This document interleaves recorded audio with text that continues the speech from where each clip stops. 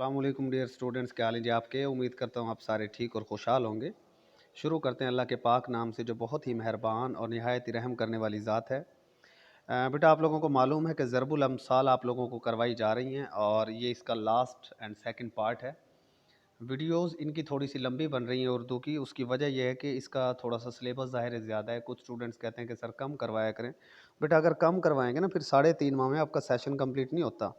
लेकिन ये जो ज़रबुल अम्साल मैं आपको करवा रहा हूँ ना, इनसे बाहर आपकी ना तो किसी पीएमएस के पेपर में आएगी और ना ही आपके पीपीएससी के जो पेपर्स हैं ना इनमें आएगी। आपको पता होना चाहिए कि पीएमएस में भी ज़रबुल अम्साल पूछी जाती हैं, ठीक है, और वो इन्हीं में से आएंगी जो मैं आपको करवा रहा हूँ इंशाल्लाह। इनसे बाहर वो नहीं आने वाली।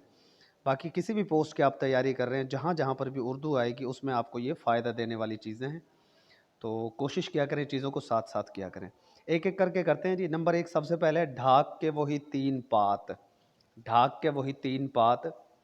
अब इसका मतलब है कि ऐसे शख्स के बारे में बोलते हैं जो अपनी बात पर अड़ा रहे, यानी हमेशा एक ही हालत में रहने वाला, जिसकी हालत बदलती नहीं है। आप कुछ भी कर लें वो अपनी बात पर अड़ा हुआ है, उसको कहते हैं ढाक के वही 3 पात। अब आप कहेंगे सर ये ढाक के वही 3 पात से क्या मुराद है। भाई देखें, आपने पान देखा है, पान, और जो पान होता है तंबाकू वाला पान, वो जो पान है ना, ये पान जो है ना, ढाका के अंदर जो पान उगाया जाता था ना, उस ढाका के अंदर उगाए जाने वाले पान को कहा जाता था ढाक।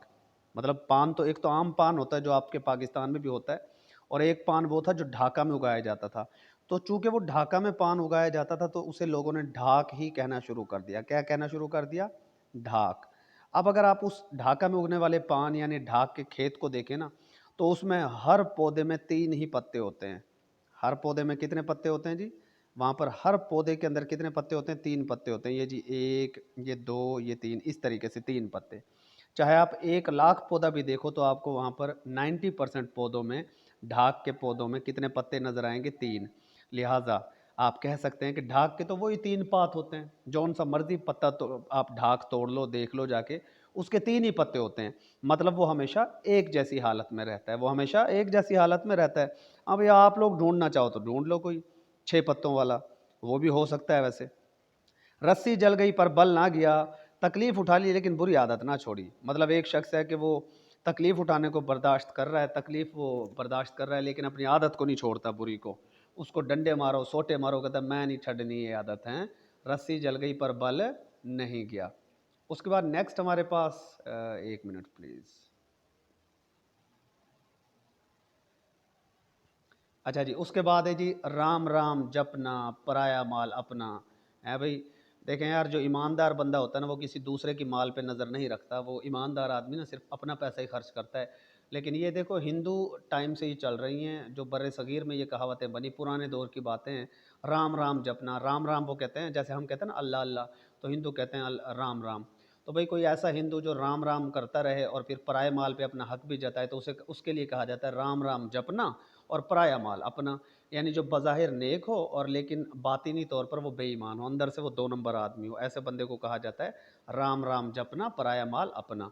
ज़मीन सख्त है और आसमान दूर है। एक ऐसा शख्स जो मुसीबतों से तंग आया हुआ, वो कहता है कि मैं जाऊं तो कहाँ जाऊं। ज़मीन भी सख्त है, यहाँ भी रहना मुश्किल हो गया है, आसमान भी दूर है, मर भी नहीं सकता, अब बंदा करे तो क्या करे। मतलब मुसीबतों से घिरा हुआ बंदा जिसको कोई रास्ता नज़र ना आए। लेकिन बेटा याद रखना, मैं यहाँ पर एक बात आपको बता दूँ, अगर आप अल्लाह पर यकीन रखते हैं ना, और आपके पास वसाइल हैं, मतलब आपके पास उम्मीद है कि जी फ़लाँ मेरी मदद कर देगा, फ़लाँ मेरी मदद कर देगा, इस तरह मेरे काम हो जाएगा, फिर आप अल्लाह पर यकीन करते हैं, इसको यकीन करना नहीं कहते। अल्लाह पर यकीन करना पता है क्या है? जब आपको कोई उम्मीद नज़र ना आए, कोई रास्ता नज़र ना आए, तब अल्लाह पर यकीन करना असल यकीन करना है। और अगर कोई इंसान ऐसे हालात में अल्लाह पर यकीन करे, तो मैं उसी अल्लाह की इज़्ज़त की कसम खाकर कहता हूँ, वो अल्लाह आपकी ज़रूर बिल ज़रूर मदद करेगा। वो अल्लाह अपने ऊपर भरोसा करने वाले किसी इंसान को बेयारो मददगार नहीं छोड़ता। मुश्किलात ज़रूर आएंगी, लेकिन एट द एंड आपके लिए सब कुछ अच्छा होता है इंशाल्लाह। ठीक है। अच्छा जी, उसके बाद है जी, ज़बान खल्क को नकारा खुदा समझो।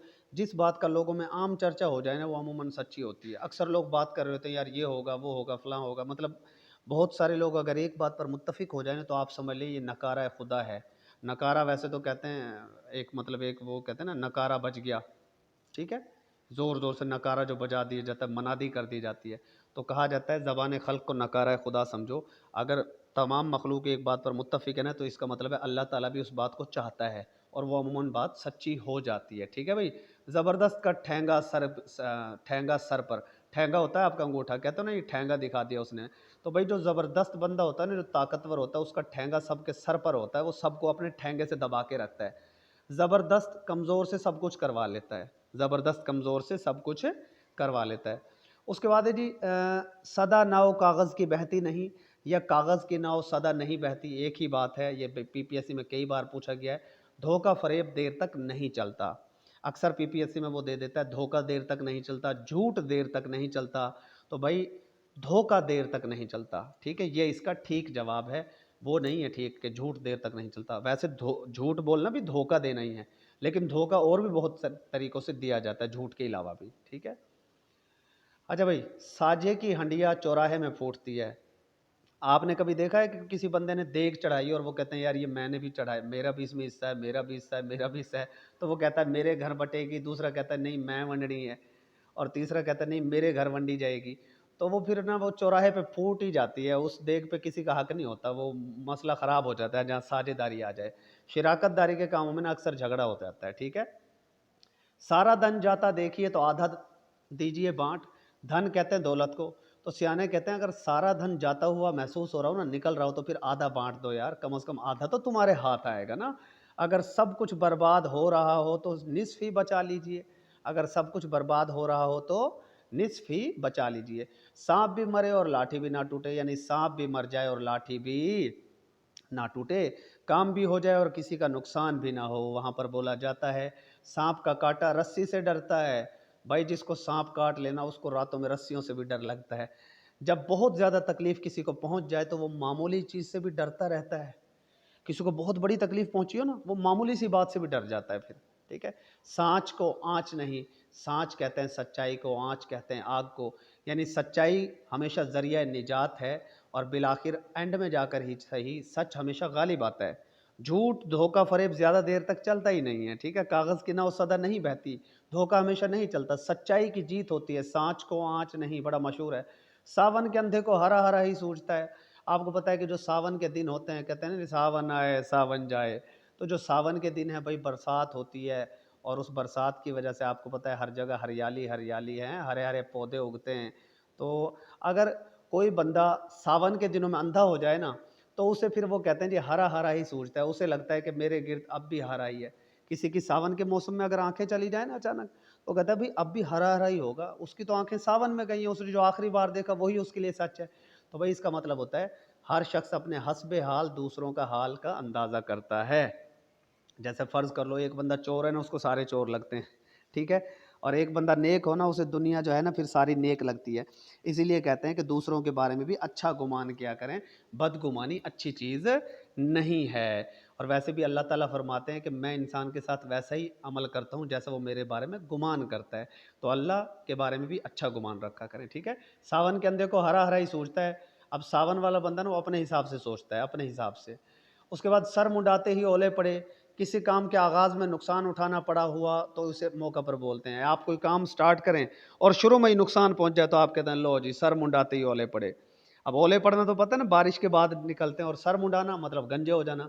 अब एक बंदा बेचारा वो टकला हो जाए है वो गंजा हो जाए, अपने बाल शाल उड़वा दे और ऊपर से ओले गिरे उसके सर पर, तो वो तो फंस गया ना गरीब, उसका तो सर ही फट जाना, वो टकला उसका फट जाएगा बेचारे का तो ये मैं मजाक जो करता हूँ आप लोगों का इंटरेस्ट बरकरार रखने के लिए करता हूँ, वरना ऐसी तबीयत है नहीं मेरी। लेकिन एज ए टीचर हमें बहुत कुछ करना पड़ता है, एज ए टीचर आपको बहुत सारी चीज़ें ऑप्ट करना पड़ती हैं। ठीक है। तो सर मुंडाते ही ओले पड़े, किसी काम के आगाज़ में ही नुकसान हो जाए तो ऐसे मौका पर बोला जाता है सौ सुनार की एक लोहार की।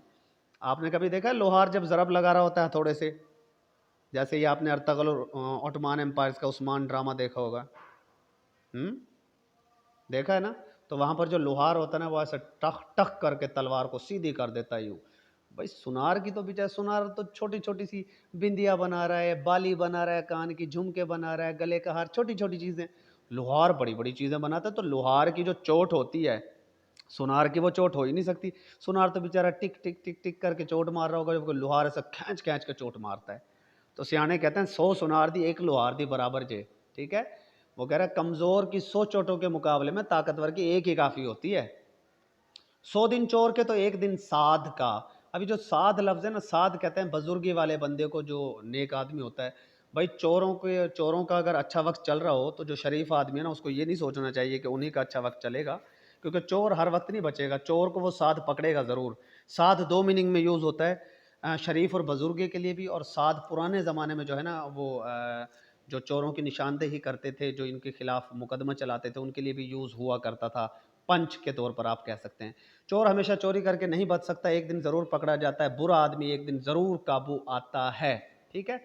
उसके बाद जी सेवा सेवा बिन मेवा, सेवा बिन मेवा, हमेशा खादिम ही मखदूम रहते हैं।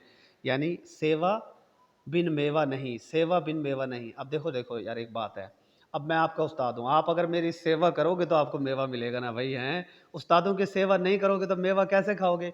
जो खिदमत करता है ना अपने बुजुर्गों की, माँ बाप के, उस्तादों की, वही मखदूम बनता है। मखदूम वो होता है जिसके लोग खादिम हों। अगर आज आप अपने उस्तादों के, माँ बाप के खादिम बनोगे ना, दुनिया के बादशाह बन जाओगे। मैं अक्सर कहता हूँ आप लोगों से, अपने माँ बाप के नौकर बन जाओ, दुनिया के बादशाह बन जाओगे, ठीक है भाई। उसके बाद है शेर बकरी एक घाट पर पानी नहीं पी सकते। कभी देखा है शेर और बकरी इकट्ठे पानी पी रहे हो एक घाट पर? होता ही नहीं। शेर तो बकरी को खा जाएगा।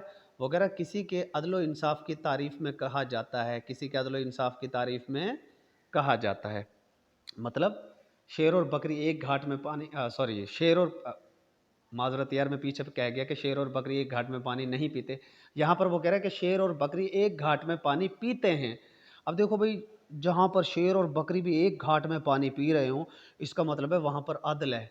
वहाँ शेर की ज़रूरत नहीं है कि वो बकरी को कोई नुकसान पहुँचा दे। अमूमन तो वैसे शेर बकरी को खा जाता है। मैं पीछे जैसे बोल गया, माजरत करता हूँ मैं उसके लिए, मैं फ़्लो में थोड़ी बात गलत कर गया यहाँ। शेर बकरी को खा जाता है अगर इकट्ठे पानी पिएँ। लेकिन भाई जहाँ पर अदलो इंसाफ हो ना, वहाँ पर शेर और बकरी एक ही घाट पर पानी पीते हैं। एक ही सफ़ में खड़े हो गए महमूद व अय्यास, ना कोई बंदा रहा ना कोई बंदा नवाज। जैसे नमाज में हम सारे एक हैं, चाहे कोई प्राइम मिनिस्टर हो, चाहे कोई मुलाजिम हो, ठीक है भाई।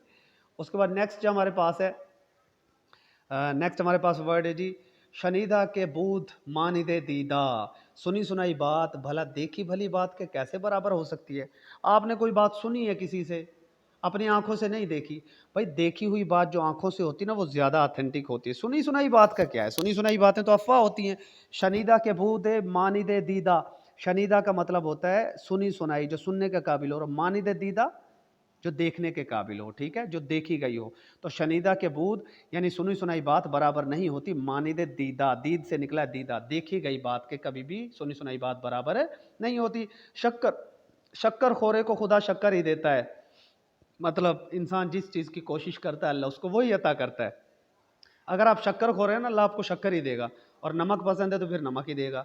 जो जिसकी ख्वाहिश हो उसको वो मिल ही जाता है। सुबह का प्याला अक्सीर का निवाला, सियाने कहते हैं कि सुबह का जो प्याला है ना, वो अक्सीर का निवाला है। मतलब सुबह के वक्त अगर आप थोड़ा सा भी खाएंगे, वो आपको मुफीद होगा, आपको फ़ायदा देगा, ठीक है। सियाने कहते हैं जी, सुबह के टाइम अगर दही पियो ना, दही खाओ या पियो आप, तो दही जो है आपको बड़ा फ़ायदा, ज़बरदस्त फ़ायदा देना है दही ने। लेकिन कोई अगर शाम के वक्त दही को खाएगा ना, तो वो उसको नुकसान होगा उससे।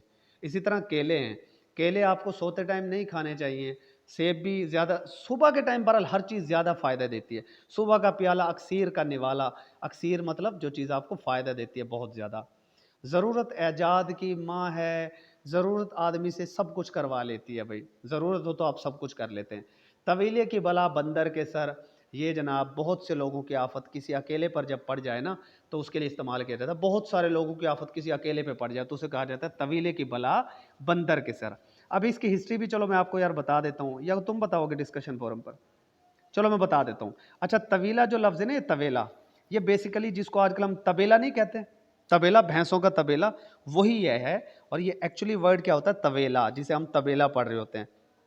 तवेले की बला बंदर के सर से मुराद ये है बेटा कि पुराने दौर में ना लोगों के ना तवेले होते थे, इस तरह भाने बड़े बड़े। वहाँ पर उन्होंने इस तरह अपने भैंस डंगर बकरियाँ जो भी उनके पास होते थे, वो इस तरह बांधे होते थे काफ़ी सारे उसके अंदर ना, अपने भैंस वगैरह। तो उन दिनों में ना पुराने हिंदुआना रिवाज ये था कि कोई वो कहते थे जी फलां डेट को ना बला उतरेगी और हमारे जानवरों को नुकसान पहुँचाएगी। तो फिर वो कहते थे इसका हल क्या है? वो कहते थे जी इसका हल ये है, इन सारी भैंस बकरियों को यहाँ से निकालो क्योंकि ये तो हमारे लिए फ़ायदेमंद है। वो उन भैंस बकरियों की जगह पे ना एक बंदर बांध देते थे। क्या करते थे? एक बंदर। और फिर वो जो बला होती थी ना बकौल उनके, वो उस बंदर को ख़त्म कर देती थी और उनके वो जो भेड़ बकरियाँ थी वो बच जाते थे। तो इस तरह वो जो सारी भेड़ बकरियां और भैंसें थी ना, उनकी बला उस अकेले बंदर के सर पर आकर पड़ती थी। तो तबेला क्या था? वो तबेला जो था, जो भाना था डंगरों का, तो वही क्या है, वहीं से ये मशहूर हो गया जी, तबेले की सारे जानवरों की जो बला है वो बेचारे अकेले बंदर के सर पर गिरती थी। वो लोग उसको बांध देते थे और अगर वाकई वहां बला आती थी तो वो मर जाता था। अकल बड़ी क्या भैंस है भाई? कह रहा जी दिमागी कुवत जिस्मानी कुवत से हमेशा बेहतर होती है।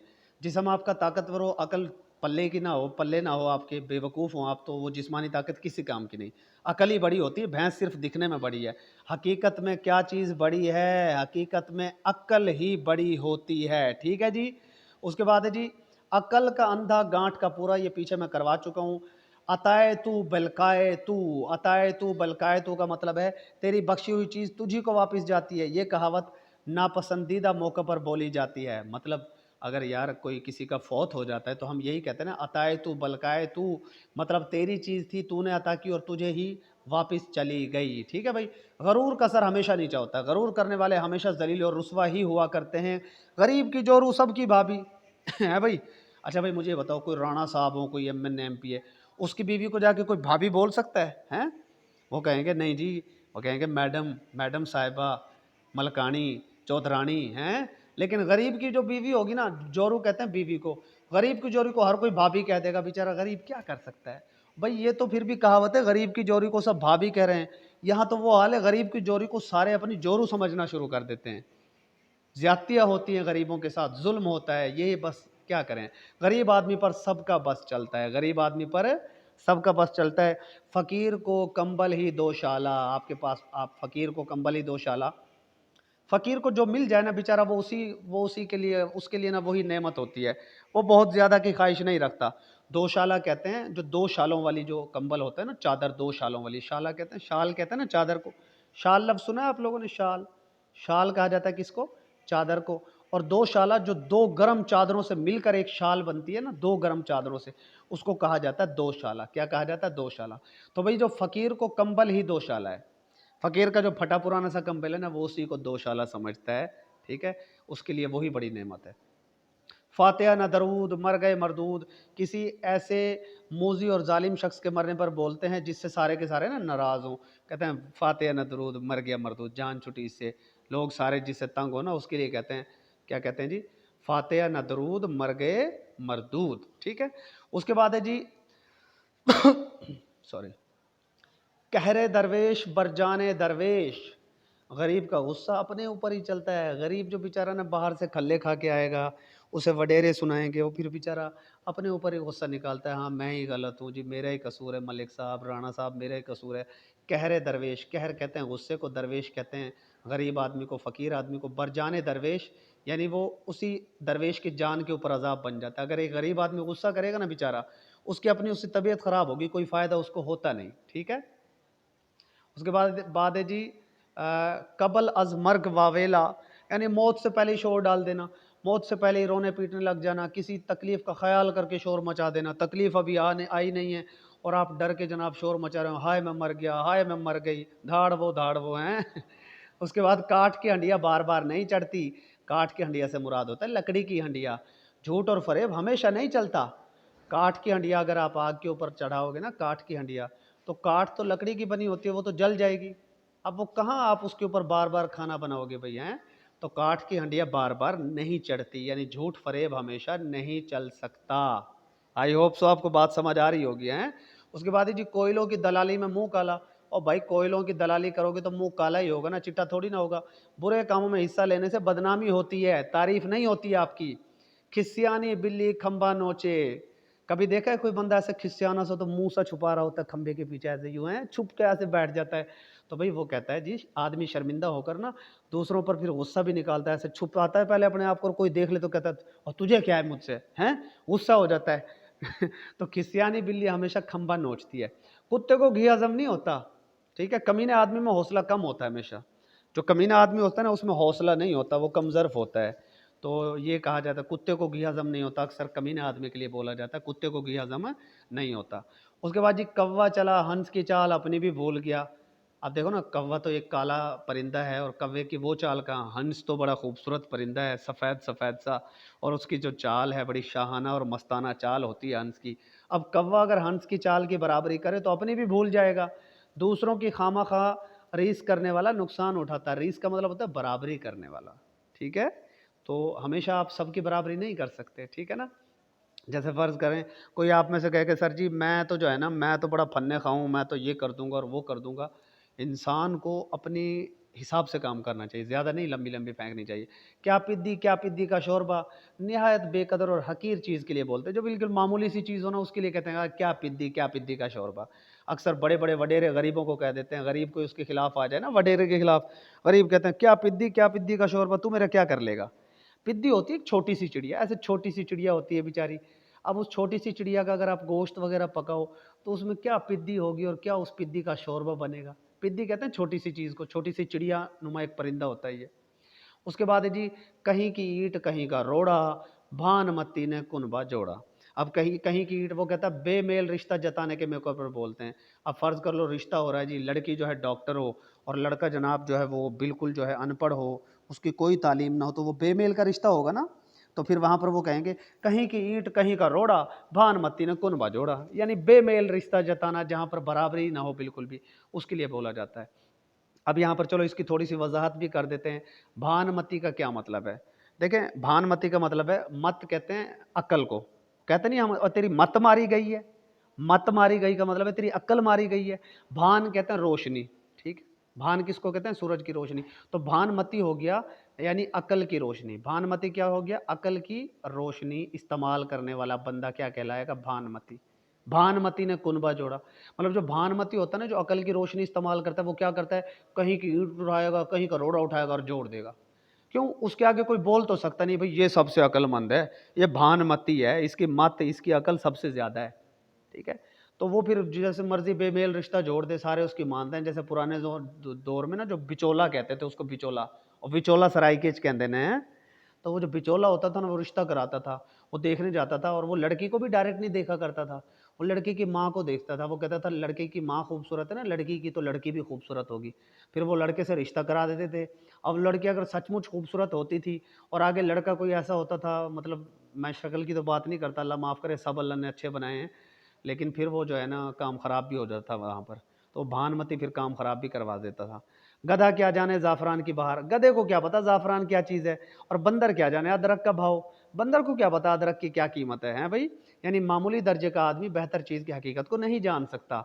अगर कोई मामूली शख्स आपको धोखा देता है, आपके खिलाफ कोई बकवास करता है, हर किसी को आपको अपने आप साबित करने की ज़रूरत नहीं है। ठीक है? मैं आपको ये भी बता दूँ। अब मैं आपको क्या बताऊँ, कभी-कभी मेरे पास कुछ ऐसे स्टूडेंट्स भी आ जाते हैं कि सर जी, आप तैयारी करवा रहे हैं, आपने कभी कोई टेस्ट पीपीएससी का पास किया आज तक? तो भई वो एक बेवकूफ़ आदमी है। उसको अब मैं गधा तो नहीं कह रहा, ख़ैर मैं ये माज़रत मैं लेकिन कह रहा हूँ यहाँ पर, इस तरीके से बात पूछना ये बेवकूफ़ी वाली बात है। आप पढ़ने आ रहे हो, आपको अगर मेरी बात समझ आ रही है तो आप पढ़ो, नहीं समझ आ रही तो चाहे मैं एक बात है कि मैं बेरोज़गार भी हूँ, आपने तो मुझसे एज़ अ टीचर पढ़ना है ना। चाहे मैं डिप्टी कमिश्नर हूँ, चाहे मैं, अगर आपको यही शौक है कि भई आपने डीसी से पढ़ना है तो फिर डीसी को छोड़ो, वज़ीर-ए-आज़म से पढ़ो जाके, वो तुम्हें पढ़ा देगा। ठीक है? तो भई मामूली दर्जे के आदमी को ना चीज़ की हकीकत नहीं जान सकता वो। वो अपने हिसाब से चीज़ देख रहा होता है, वो बेवकूफ़ लोग होते हैं। उसके बाद गुड़ खाएँ और गुलगुलों से परहेज़। भई गुलगुले होते हैं ये पकौड़ों की तरह ना, मीठे-मीठे पकौड़े समझ लो, मीठे पकौड़े वो गुड़ के बनते हैं। अब कोई बंदा कहे कि यार मैनू तो शुगर है, मैं गुड़ दा नहीं खा सकता, चलो गुलगुले खा लेने आ। और भाई गुड़ छोड़ रखा है तुमने और गुड़ के बने हुए गुलगुले खा रहे हो, ये कौन सा परहेज़ है? यानी बड़ी बदनामी की परवाह ना करना और छोटी से बचना। भाई जो गुड़ से नुकसान होगा, गुलगुलों से तो और भी ज़्यादा होगा, क्योंकि गुलगुलों में तो घी भी आएगा, ऑयल भी होगा। तो ये ऐसे शख्स के लिए बोला जाता है जो बड़ी बदनामी की तो परवाह ना करे और छोटी से बच रहा हो, ठीक है? उसके बाद है घर का भेदी लंका ढाता है। घर का भेदी ही हमेशा आपको नुकसान पहुंचाता है। राजदार आदमी की दुश्मनी ज़्यादा खतरनाक होती है। जिसके पास आपका राज हो वो आपको नुकसान पहुंचा सकता है। इसलिए कहते हैं किसी को हम राज बनाते हुए हज़ार बार सोचा करें। घर की मुर्गी दाल बराबर, घर की चीज़ की कोई कदर नहीं होती, हैं? अब आप मेरे पास पढ़ रहे हो ना, आप कहोगे यार फलाँ बड़ा अच्छा पढ़ाता है, मैं वहाँ चला जाऊँ तो ज़्यादा बेहतर है। भाई घर दी मुर्गी दी कदर कर लो यार, देसी मुर्गी की ज़्यादा कीमत होती है। तो ये तुम जो है ना, अब फ़र्ज़ करें आप में से किसी का भाई पढ़ा लिखा है, फ़र्ज़ कर लो आपका भाई जो है ना वो एमएससी फ़िज़िक्स है। क्या है आपका भाई? एमएससी फ़िज़िक्स से मैं एक बात करता हूँ, और वो आपको घर में फ़िज़िक्स पढ़ाना चाहता है। आप कहोगे नहीं जी भाई से मैंने नहीं पढ़नी, वो मैंने तो ना एक फलाँ फ़िज़िक्स का उस्ताद है, उसके पास जाकर मैं पढ़ूँगा। वो यानी घर का जो एमएससी फ़िज़िक्स आपका भाई है वो आपके लिए दाल बराबर है, हालाँकि वो मुर्गे की कीमत रखता है। गाय ना बच्ची नींद आए अच्छी, भाई जिसकी कोई गाय बच्ची नहीं है उसको किस चीज़ की परवाह है? कोई चोर भी आएगा तो क्या खोल के ले जाएगा? यानी आज़ाद मंश आदमी हमेशा खुश खुश रहता है, जिसके पास ना कोई गाय हो ना गाय की बच्ची हो। बच्ची कहते हैं गाय की जो बच्ची होती है ना, गाय की जो बेटी होती है उसको कहते हैं गाय की बच्ची। ठीक है, भाने में बंधी होती है दूध के लिए। तो जिसकी ना कोई गाय हो ना गाय की बच्ची हो, उसे किस चीज़ की टेंशन है? उसे तो कोई टेंशन नहीं है, वो तो आज़ाद आदमी है, खुश रहता है वो। उसके बाद जी नेक्स्ट है हमारे पास गंदुम नुमा जो फरोश। गंदुम नुमा जो फरोश, ज़ाहिर में अच्छे मगर बातिन में बुरे लोगों के बारे में बोलते हैं। जो ऊपर से आपको अच्छे लगे लेकिन अंदर से बड़े ही बुरे इंसान हो, उनके लिए बोला जाता है गंदुम नुमा जो फरोश। देखे ना, जो बेच रहा हो और कहे जी ये तो गंदुम है गंदुम नुमा जो फरोश। आपको कोई जौ दे जाए और वो गंदुम, तो धोखा नहीं है ये। ठीक है। उसके बाद ही जी गेहूं के साथ घुन भी पीस जाता है। ये जो गंदुम के दो दाने होते हैं ना, गंदुम के गेहूं, जिनको आप वो कहते हैं पानी में थोड़ा सा भिगोते हैं ताकि छिलका उतर जाए, उसको कहा जाता है गेहूं। छोटे छोटे से दाने होते हैं, और जब इनको चक्की पे पिसवा के क्या बनाया जाता है, इनको पीसते हैं, ऐसे ग्राइंड करते हैं और उससे बनता है आटा। उससे क्या बनता है? आटा बनता है। ये देहात के लोगों के लिए तो आम बात है, शहर के स्टूडेंट्स को शायद पता ना हो कि गेहूं क्या होता है। गेहूं भाई गंदुम के दाने ही हैं। ठीक है, जब उनको पीसा जाता है ना तो उनके साथ घुन भी पीस जाता है, फिर घुन। ठीक है, यानी खताकारों के साथ बेखता भी अक्सर मारे जाते हैं। जैसे फर्ज कर लो कि अगर कोई बंदा है, वो यानी फर्ज कर लो लड़ाई हो रही है, जंग हो रही है, आर्मी से जंग हो रही है, बेचारे आम शहरी भी मरते हैं, खताकारों के साथ बेखता भी मारे जाते हैं, गेहूं के साथ घुन भी पीस जाता है। लिखे मूसा पढ़े खुदा। असल में ना ये जो लफ्ज़ है ना, ये था तो यूं, रियल वर्ड ये था लिखे मूसा, और ये था आगे पढ़े खुद, पढ़े खुद आ, ये इस तरीके से था। यानी लिखे मूसा। मूसा का मतलब होता है मुंह, मतलब बिल्कुल बारीक, ऐसे बारीक सा लिखे, जो बारीक ऐसे बारीक बारीक सा लिखा हो। यानी अगर किसी ने बिल्कुल बारीक बारीक सा लिखा हो ना, तो जो बंदा लिखता है वो खुद ही आके पढ़े, फिर कोई और उसको नहीं पढ़ सकता। असल तो ये था ये, लेकिन फिर ये बाद में बिगड़ता बिगड़ता क्या हो गया जी, ये हो गया वो हज़रत मूसा अलैहिस्सलाम वाला कि लिखे मूसा पढ़े खुदा। यानी मूसा अलैहिस्सलाम इशारों किनारों में अल्लाह से बात करते थे, तो वो अल्लाह ही उन इशारों को समझता था, आम इंसान उनको नहीं समझ सकता। असल वही था जो मैंने आपको बताया है, और उस असल के पीछे जो मैंने आपको अभी बताया ना कि क्या था, वो लिखे मूसा। मूसा का मतलब है बारीक सा, और पढ़े खुद आ, यानी जिसने वो मूसा यानी बारीक सा लिखा है ना, वो खुद आके ही उसको पढ़ सकता है। इसके पीछे एक कहानी है। कहते हैं जी एक मुंशी था, और वो लोगों को ना खतूत लिख कर दिया करता था। तो वो कोई एक बंदा उसके पास आ गया, उसने कहा जी मुंशी साहब, पटवारी साहब, जो भी आप हो, मेरा ये एक रुका तो लिख दो और फलां जगह मैंने भेजना है। उसने कहा जी मेरे पाँव में दर्द है तो मैं ये रुका नहीं लिख सकता। बंदे ने कहा जी आपके पाँव में दर्द है तो क्या हुआ, रुका तो हाथ से लिखना है। उसने कहा भाई बात ऐसा है कि मैं मुंह सा लिखता हूँ, यानी मैं बहुत बारीक सा लिखता हूँ, और फिर जो है ना मैं ही उसको पढ़ सकता हूँ, कोई और बंदा उसको नहीं पढ़ सकता। तो जिसको भी मैं खत या कोई रुका लिखता हूँ ना, कोई लेटर लिखता हूँ, उसको फिर पढ़ने के लिए भी मुझे ही वहाँ पर आगे जाना पड़ता है। अब चूंकि मेरे पाँव में दर्द है तो मैं चल नहीं सकता, लिहाजा मैं वहाँ जाकर उनको कैसे पढ़ूंगा वो, क्योंकि वो कहेंगे पढ़ खुद आके पढ़। तो इसलिए मैं नहीं लिख सकता। तो वहाँ से ये चला था, लिखे मुँह मुँह सा बारीक सा और पढ़े खुद आ, लेकिन मशहूर हो गया लिखे मुँह सा पढ़े खुदा। तो उस हवाले से भी बहरहाल आजकल यही ठीक माना जाता है। ठीक है। उसके बाद लिखे ना पढ़े, नाम मोहम्मद फाजिल पहले करा चुका हूँ। मुदई चुस्त गवाह चुस्त, मुदई सुस्त गवाह चुस्त। अक्लमंद तो गफलत करें और हिमायती कोशिश करते रहे हैं। अक्लमंद तो अर्जमंद तो गफलत करें और हिमायती कोशिश करते रहें। मुदई का मतलब होता है जो दावा करता है किसी बात के। जैसे फ़र्ज़ कर लो आपका अल्लाह ना करे किसी से अदालत में कोई मामला हो जाता है, कोई मामला हो जाता है अदालत में आपका किसी से, तो वो जो है आप जो है किसी अदालत में जाते हो और दावा करते हो जी इस चीज़ पे मेरा हक है और फलां ने उसके ऊपर कब्ज़ा कर लिया है। और फिर आप एक गवाह ढूंढते हो कि यार तू मेरे लिए गवाही दे देगा। फिर उसके बाद गवाह तो जनाब दौड़ा दौड़ा फिरे, और आप जो है सुस्त हो जाएं, आप मुद्दई हो, हालांकि दावा भी आपने किया हो, पहले एप्लीकेशन भी आपने की हो, दरख्वास्त भी आपने दायर की हो, और फिर वो जो गवाह है वो तो भागा फिरे और आप सुस्त पड़ जाएं। तो इसमें कहते हैं कि जिसकी ज़रूरत हो वो गफलत में हो जाए और हिमायत करने वाला कोशिशें करते रहे। तो इसको कहा जाता है मुद्दई सुस्त गवाह चुस्त। मरे को मारें शाह मदार, मरे को मारें शाह मदार, हर गरीब को ही, हर एक गरीब को ही सताता है। जो बेचारा मरा हुआ है ना, उसे शाह मदार, उस इलाके के जो शाह हैं, बादशाह हैं, वो गरीब को ही मारते हैं। मरे हुए को हर कोई मारता है, गरीब को हर कोई मारता है, ठीक है। उसके बाद ये मुफ्त की शराब काजी को भी हलाल है। मुफ्त में जो चीज़ मिल जाए ना, उसमें जायज़ और नाजायज़ की कोई परवाह करता नहीं है, हालांकि करनी चाहिए। बहरहाल एक कहावत है जी, मुफ्त की तो शराब काजी को भी हलाल है। तो हालांकि काजी शराब कहाँ पीते हैं। मुल्ला की दौड़ मस्जिद तक है। हर शख्स की रिसाई अपने मिकदार और हौसले के मुताबिक होती है। आपके जो ताल्लुकात होते हैं, आपकी दौड़ वहीं तक होती है। तो मुल्ला की दौड़ जैसे मस्जिद तक है ना, आपकी दौड़ आपके ताल्लुकात तक ही महदूद होती है। वो क्या हो गया जी, मुफलिसी में आटा गीला। एक तो मुफलिस, ऊपर से आटा भी ख़त्म, ख़राब गीला हो गया। गरीब को नुकसान पर नुकसान ही पहुँचता है। मेंढकी को भी ज़ुकाम हुआ। भाई मेंढकी तो रहती ही पानी में है, उसे भी कभी ज़ुकाम होता है। तो इसका मतलब है कोई शख्स ऐसा काम करे जो उसके लायक ना हो, ठीक है। कोई शख्स अगर ऐसा काम कर दे ना जो उसके लायक ना हो, तो फिर उसके लिए बोला जाता है लो जी मेंढकी को भी ज़ुकाम हो गया है। उसके बाद नाच ना जाने आंगन टेढ़ा। भाई जो अंगना टेढ़ा हो वो क्या नाच जानेगा, यानी अपनी नालायकी और कोताही का इल्ज़ाम दूसरे को दे देना। अपनी नालाय अपनी नालायकी हो और कोताही हो और इल्ज़ाम किसी दूसरे को दे रहे हो, तो फिर उसके लिए कहा जाता है नाच ना जाने आंगन टेढ़ा। नाच ना जाने आंगन टेढ़ा। देखो ना, फ़र्ज़ करो एक बंदा है, ये उस वक्त बोला जाता है कि एक नाचने वाला है और उसका जो है ना उसको नाचना नहीं आए, ठीक है, उसको नाचना नहीं आता। तो वो कहता है जी ये जो आंगन है ना जहाँ मैं नाच रहा हूँ, आंगन कहते हैं आप सहन समझ लो, सहन में वो नाच रहा है ना, तो वो जजेस जो सामने बैठे हैं उनसे कहेगा नहीं जी मैं तो सही नाच रहा हूँ, ये जो आंगन है ना आपका जो सहन है ये टेढ़ा मेढ़ा है, इस वजह से मुझसे नहीं नाचा जा रहा। नाच ना जाने आंगन टेढ़ा। तो वो बंदा खुद का उसका जो अंग है वो ठीक नहीं है, लेकिन वो आंगन यानी सहन को इल्ज़ाम देता है। तो फिर वो अपनी नालायकी का इल्ज़ाम उस सहन को दे देता है, नाचने वाला उस मैदान को, उस जगह को, उस स्टेज को दे देता है। तो उसके लिए कहा जाता है अपनी नालायकी का इल्ज़ाम दूसरे को देना। नाच ना जाने आंगन टेढ़ा। नाम बड़ा दर्शन छोटे, ऊंची दुकान फीके पकवान, शोहरत जितनी हो काम उतना ना हो, उसके लिए कहा जाता है नाम बड़ा दर्शन छोटे। नकार खाने में तूती की आवाज़ कौन सुनता है। कुछ लोग इसको समझते हैं जी ये तोते वाला तोती है, तोता होता है ना एक तोता हरे रंग का पैरोट, तो लोग समझते हैं जी ये वो तोती है। तो ये तोती नहीं है भाई, ये है नकार खाने में तूती की आवाज़ कौन सुनता है। तूती नहीं होती, तूती तू है शादियों में जो बजती है वो वाली तूती है भाई ये। तो नकार खाने में तो बड़े बड़े नकारे बजते हैं, तो उसमें तूती की आवाज़ कौन सुनेगा। नकार खाना भाई, नकार खाना, उसमें तूती की आवाज़ किसने सुननी है बेटा। बहुत से लोगों में एक आध की कब सुनी जाती है, तूती अकेली तू तू बजती रहे, नकार खाने में कौन उसकी आवाज़ सुनेगा।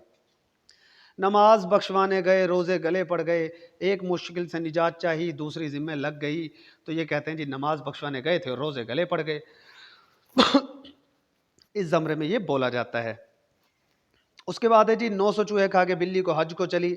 इस्लाम में ये बात बिल्कुल नहीं है, आपने चाहे कितने भी गुनाह किए हों अल्लाह ताला आपको माफ़ कर सकता है। लेकिन उर्दू में ये मशहूर है कि जी 900 चूहे खा के अब बिल्ली हज को चली है जी, आज के बाद मैं चूहे नहीं खाऊंगी।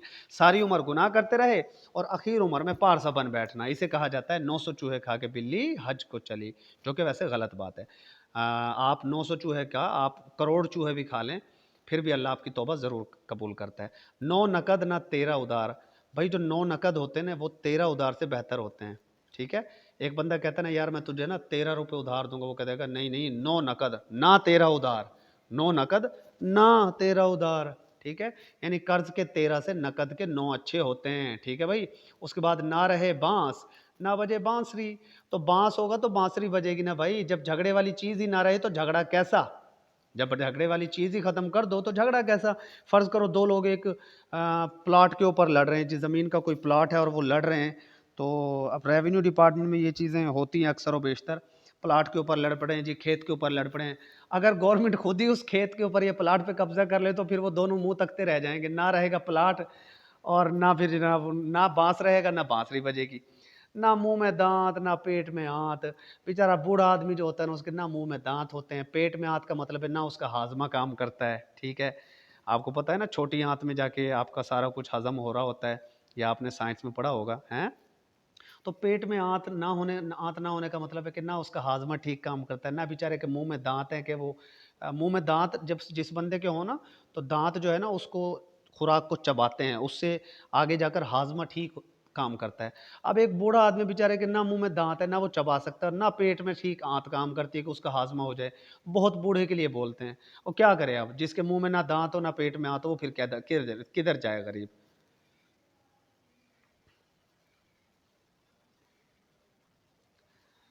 1 मिनट मुझे दीजिएगा प्लीज। अच्छा जी, उसके बाद है ना नोमन तेल होगा ना राधा नाचेगी। ना नोमन तेल होगा ना राधा नाचेगी। ये क्या है जी, ना नोमन तेल होगा ना राधा नाचेगी। भाई हिंदुस्तान, हिंदुओं की ये एक वो है, कहावत है। राधा जो है ना उनका एक अपना वो कहते हैं ना, एक उनका वो था कृष्ण नाम का ना उनका, जिसको वो खुदा मानते हैं, कृष्ण भगवान। कृष्ण भगवान जिसको वो कहते हैं ना हिंदू, उस कृष्ण भगवान की जो है ना महबूबा, या उसकी जो बीवी थी ना, उसका नाम था राधा। उसका क्या नाम था? राधा। अब कृष्ण जो है ना भगवान, जो उन हिंदुओं का था, उसने कहा जी राधा आज तो मुझे नाच के दिखा। राधा कहती नहीं जी मुझे नाच नहीं आता, मैं नाच नहीं चाहती, हेजिटेट फील कर रही थी राधा। कृष्ण जिद पे अड़ गया। जब कृष्ण जिद पे अड़ गया ना, तो राधा ने कहा अच्छा जी कृष्ण साहब, आप इतने बड़े आदमी हैं, आप बादशाह हैं, तो आप फिर ऐसा करें, मुझे ना 9 मन तेल के दिए जला कर दें, 9 मन तेल के दिए जला कर दें, मैं तो फिर नाचूंगी। तो फिर कृष्ण कहता है ना 9 मन तेल होगा ना राधा नाचेगी। ठीक है, तो वो राधा ने भी ना जान छुड़ाने के लिए कहा था कि 9 मन तेल के दिए जलवा दे, मैं आखिर तेरी रानी हूँ, तेरी महबूबा हूँ, तो फिर मैं नाचूंगी। तो फिर उसने, कृष्ण ने क्या कहा, ना 9 मन तेल होगा ना राधा नाचेगी। यानी किसी काम के लिए ऐसी कड़ी शर्त लगा देना जिसका पूरा होना मुमकिन ही ना हो, नामुमकिन बात हो, जिसका पूरा होना मुमकिन ही ना हो। ठीक है, उसके बाद नेक्स्ट है जी, नेकी कर दरिया में डाल।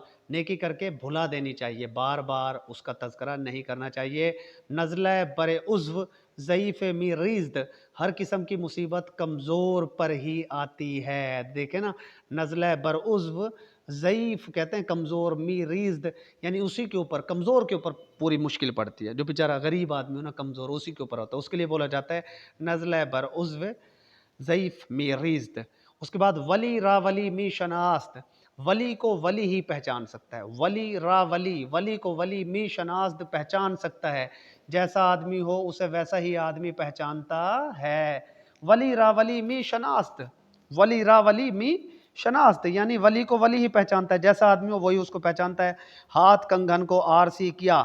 भाई देखो, जाहिर बात के बताने की ज़रूरत नहीं होती, हाथ कंगन को आरसी किया। देखें, हाथ में जो कंगन हो उसे देखने के लिए क्या शीशा चाहिए? और बंदा ऐसी नंगी आंख से देख सकता है। ठीक है, और जो आपने कानों में कोई चीज़ पहन रखी है उसको देखने के लिए आपको चाहिए शीशा।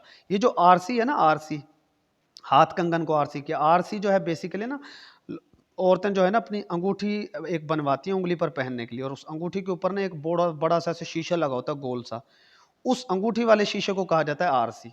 ठीक है, औरतें अपना चेहरा देने के लिए, देख लेना औरतों को, आपको पता तो है, आप सब, आप जो लड़के लड़कियां हैं, आपको पता है लड़कियां अपना चेहरा बार बार देखती हैं।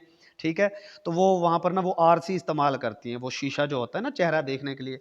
तो सियाने कहते हैं हाथ कंगन को आरसी किया। हाथ का कंगन देखने के लिए आरसी थोड़ा इस्तेमाल करोगे आप, यानी शीशे वाली अंगूठी या शीशा थोड़ी इस्तेमाल करोगे, वो तो वैसे ही नजर आ जाएगा। यानी जाहिर बात के सबूत की जरूरत नहीं होती। सियाने कहते हैं वो रांगड़ी में घी घला, अंधेरे में भी नजर आ जावे। है घी घला, सियाने कहते हैं, रांगड़ी जबान है, राजपूत कहते हैं घी गला अंधेरे में दिख जावे भाई। तो उसके बाद नेक्स्ट क्या है जी, हाथी के दांत खाने के और होते हैं, दिखाने के और होते हैं, यानी जाहिर कुछ और बातिन कुछ होता है। देखा नहीं, हाथी के दो ऐसे लंबे लंबे से दांत बाहर निकले होते हैं, ऐसे ये दो, वो उसके दांत नहीं होते, अंदर होते हैं उसके असल दांत। ठीक है, हाथी के पाँव में सबका पाँव, वो कह रहा है जी कुनबे का जो बड़ा आदमी होता है ना, जिस तरफ वो होगा छोटे भी उसी तरफ होंगे।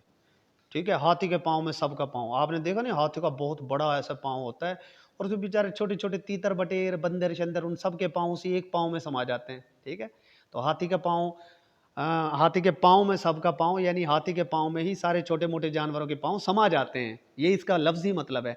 और लिटरली प्रैक्टिकली इसका मतलब बनता है कि कुनबे का बड़ा आदमी जिस तरफ होगा छोटे भी उसी तरफ होते हैं। हाथी निकल गया, दुम बाकी है, सारा काम हो गया, थोड़ी सी कसर बाकी है। ठीक है, आप एक दरवाजे में से हाथी को निकाल रहे हो ना, पूरा हाथी निकल जाए, सिर्फ दुम बाकी हो, तो आप कहेंगे सारा निकल गया, बस थोड़ी जी बाकी है। तो भाई सारा काम हो जाए और थोड़ी सी कसर बाकी हो, वहां बोला जाता है हाथी निकल गया, दुम बाकी है। होनहार बरवा के चिकने चिकने पात, भाई बरवा कहते हैं एक पौधे को, और जो होनहार बरवा का मतलब है जो बड़ा साफ सुथरा खूबसूरत पौधा होता है ना, हरा भरा पौधा, उसके चिकने चिकने पात यानी पत्ते होते हैं, हरे भरे पत्ते होते हैं चीकने चिकने से। और जो बेचारा पौधा सूख चुका हो, खत्म हो चुका हो, उसके पत्ते कैसे होंगे? चिकने चिकने होंगे? नहीं, रूखे रूखे होंगे उसके पत्ते। तो वही होनहार बरवा यानी जो हरा भरा पौधा होता है ना, बरवा पौधा, उसके चिकने चिकने पात होते हैं, यानी लायक बनने वाले आदमी के पहले से ही आजार नजर आ जाते हैं। ठीक है, एक अंधे के आदमी भी आप हरा भरा पत्ता दे दो ना, वो ऐसी देख के बता देगा यार ये पत्ता तो हरा हरा है, इसका मतलब है पौधा भी जबरदस्त होगा। तो होनहार बरवा के चिकने चिकने पात से मुराद है कि लायक आदमी के पहले ही आसार नजर आते हैं, आ जाते हैं। लायक फाइक बंदे का पता चल जाता है कि ये कुछ है, वरना पता चल जाता है ना। हम भी हैं हम भी हैं पांचों सवारों में, अदना आदमी का अपने आप को आला लोगों में शुमार करना। ठीक है, कहता ना जी ये जो पांच बड़े बड़े अफसर हैं ना, इनमें हम भी हैं भाई, हम भी कुछ हैं, हम भी हैं पांच सवारों में, यानी अदना आदमी का अपने आप को बड़े लोगों में शामिल करना। उसके बाद ही जी, हनूज दिल्ली दूर अस्त, हनूज दिल्ली दूर अस्त, दिल्ली अभी बहुत दूर है, दिल्ली अभी बहुत दूर है। ये गालबन गयासुद्दीन तगलुक थे मेरे ख्याल है, वो जब फतह करने के लिए निकले थे ना, तो उनके एक सिपाही ने उनसे कहा था कि जनाब, उनके एक वजीर ने कहा था दिल्ली अभी बहुत दूर है, दिल्ली हमने फतह नहीं किया, हनूज दिल्ली दूर अस्त, दूर है, उस काम के पूरे होने में अभी देर है। कोई काम हो ना और वो हो ना रहा हो, तो आप कहते हैं हनूज दिल्ली दूर अस्त, दिल्ली अभी दूर है, हमारा काम अभी पूरा होने में देर है। यार जिंदा सोहबत बाकी, बेटा यार अगर जिंदा होना तो सोहबत बाकी रहती है, आप उनके साथ मिलते जुलते हैं, घुलते बैठते हैं, लेकिन ज़िंदगी ज़रूरी है, ज़िंदा ना हो तो कुछ भी नहीं है, ज़िंदगी है तो फिर मुलाकात हो जाती है। ये मुंह और मसूर की दाल, ये शख्स इज्जत और काम के लायक नहीं। कोई शख्स जो जिस जिस इज्जत के लायक ना हो, उसके लिए कहा जाता है ये मुंह और मसूर की दाल। तो भाई इसके बारे में एक कहानी मशहूर है, कहते हैं किसी बादशाह का कोई बावर्ची था, और उसे उस बादशाह का दोस्त अपने घर ले गया, वो भी नवाब था वैसे, वो उसका दोस्त भी बादशाह का। तो बावर्ची से नवाब ने पूछा, हाँ भाई बावर्ची, तुम सबसे ज़्यादा कौन सी चीज़ अच्छी बनाते हो? तो बावर्ची ने कहा कि जी मैं मसूर की दाल ना सबसे अच्छी बनाता हूँ, मसूर की दाल मैं सबसे अच्छी बनाता हूँ। तो उसने नवाब ने कि चलो ठीक है, फिर मेरे लिए भी मसूर की दाल बनाओ, कल मेरे मेहमान भी आ रहे हैं। ठीक है, कुछ मेहमान आए अगले दिन, बावर्ची ने बड़ी ज़बरदस्त मसूर की दाल बनाई, सब उंगलियां चाटते रह गए। नवाब कहने लगा यार दाल तो बड़ी ज़बरदस्त थी, अच्छा ये बता खर्चा कितना हुआ? तो उस बावर्ची ने कहा कि जी 32 रुपए की दाल और 10 आने का मसाला। अब उस टाइम में 32 रुपए और 10 आने बहुत बड़ी कीमत थी। उस नवाब का तो मुंह खुल गया, हैं इस मसूर की दाल पे तूने इतना खर्चा कर दिया, 32 रुपए और 10 आने के मसाले तूने डाल दिए। तो वो बड़ा गुस्से में था, वो गुस्से हो गया, वो जो बावर्ची था उसने उससे कहा ये मुंह और मसूर की दाल, यानी जो बादशाह था वो तो खर्चा कर लेता था, तेरा मुंह है वो मसूर की दाल खाने वाला। तो उस वक्त से ये बात चल निकली, ये मुंह और मसूर की दाल, यानी कोई शख्स अगर उस इज्जत के काबिल ना हो। उसके बाद जी सियाने कहते हैं ये बेल मुंडे चढ़ते नजर नहीं आती, इस काम का सरंजाम पाना मुश्किल है।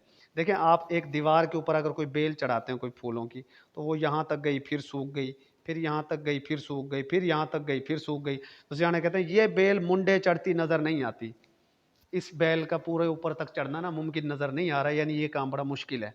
उसके बाद आखिरी है जी, यहाँ का बाबा आदम ही निराला है, यहाँ के तौर तरीके बिल्कुल मुख्तलिफ हैं। आप अगर कहीं चले जाएँ ना, वहाँ पर सब कुछ अलग थलग आपको नज़र आए, तो आप फिर कहेंगे यहाँ का बाबा आदम ही निराला है, यहाँ का बाबा आदम ही निराला है। अब ये कहावत क्यों मशहूर हुई, ये मेरा आपसे सवाल है। मैं बता सकता हूँ यहाँ पर, लेकिन चलो कुछ चीज़ें मैं आप लोगों के लिए हर उसमें ना जानबूझ के मैं आप लोगों के लिए कुछ चीज़ें छोड़ता हूँ, ताकि आप उन चीज़ों को थोड़ा सा डिस्कशन फोरम पर डिस्कस करें। तो मुझे उम्मीद है कि आपको आज का लेक्चर बेटा समझ आ गया होगा। तो स्टे ब्लेस्ड, खुश रहें और खुश रखें। अल्लाह हाफिज़।